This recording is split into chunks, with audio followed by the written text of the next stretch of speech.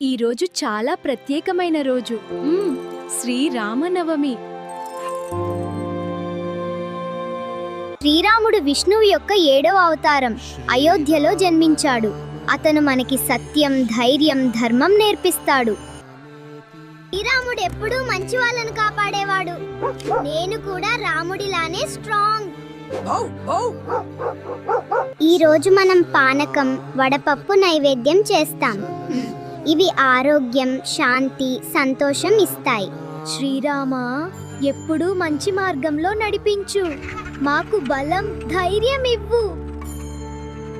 శ్రీరామారికి శ్రీరామనవమి శుభాకాంక్షలు. జై శ్రీరామ్. అయ్యో, ఒకటి మర్చిపోయా. శ్రీరామ కళ్యాణంలో తలంబ్రాలు చాలా ముఖ్యమైనవి. ఇవి ఆనందం, ఐశ్వర్యం, దానికి